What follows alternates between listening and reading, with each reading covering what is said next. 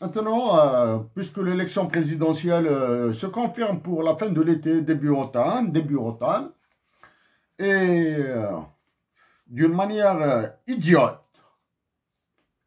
on vous parle de réserve de change, de l'augmentation des réserves de change à 62 milliards de dollars, des choses comme ça.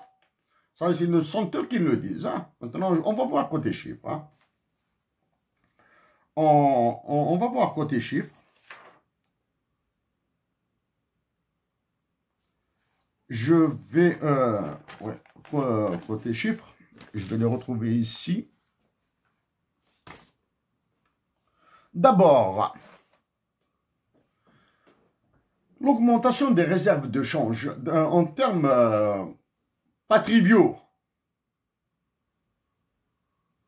Point de trivialité. En termes modestes, simples, clairs et compréhensibles par tous.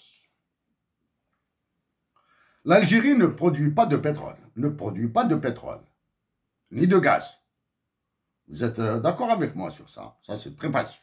L'Algérie ne produit ni pétrole, ni gaz, ni diamant, ni uranium, ni or, ni argent, ni zinc, ni rien, ni rien. Elle ne produit absolument rien de tout ça.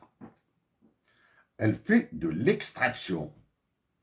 Elles vont idiotement à travers les sociétés étrangères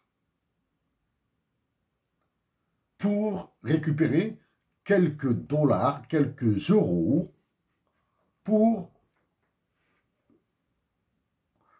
s'appauvrir en ressources naturelles et avoir plus de réserves, plus de monnaie temporaire. Ok, ça c'est la première. Les énergies fossiles, les ressources naturelles fossiles, comme le pétrole, etc., hein, sont appelées de dusdisease, c'est-à-dire si vous vivez de ça, vous êtes atteint de la maladie hollandaise. Dutch disease, c'est la maladie hollandaise.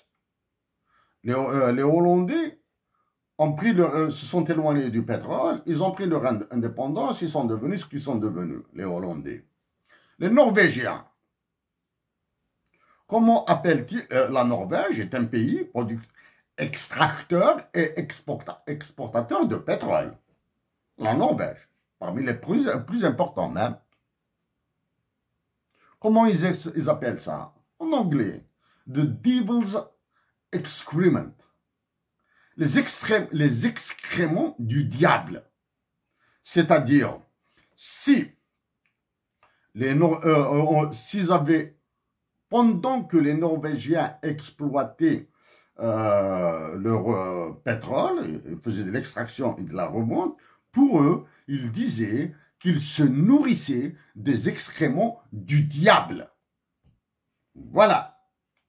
Donc, se vanter d'avoir 62 ou 150 milliards ou 3000 milliards de dollars de réserve à partir de l'extraction des ressources naturelles, il n'y a que les idiots, les stupides qui seront fiers. Voilà.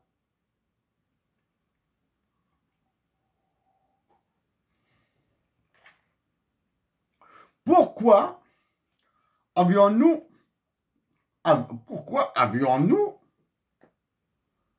autant de réserves monétaires internationales en janvier 2023? Il y a une année, nous étions menacés de crise de liquidité. Il y a une année. Pourquoi? Parce qu'il y a une guerre. Théoriquement, c'est un conflit. Il y a un conflit planétaire dans le foyer et l'Ukraine et la Russie. Nous avons autant de réserves. Nous avons vu. Du moins, ils ont vu les augmentations de réserves parce qu'il y a une guerre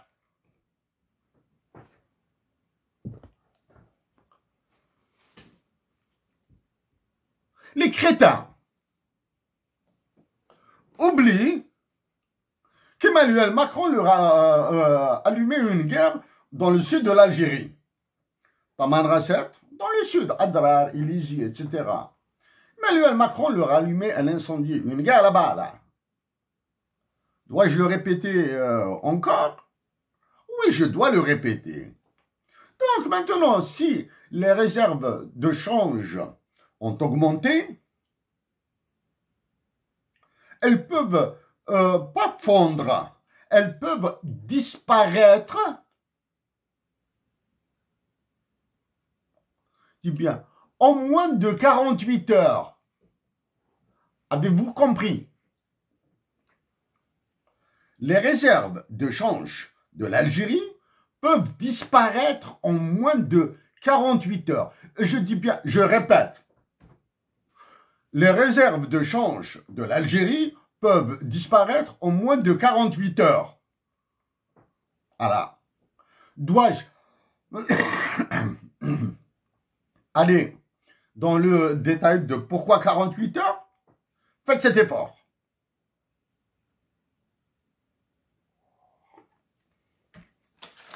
Faites cet effort.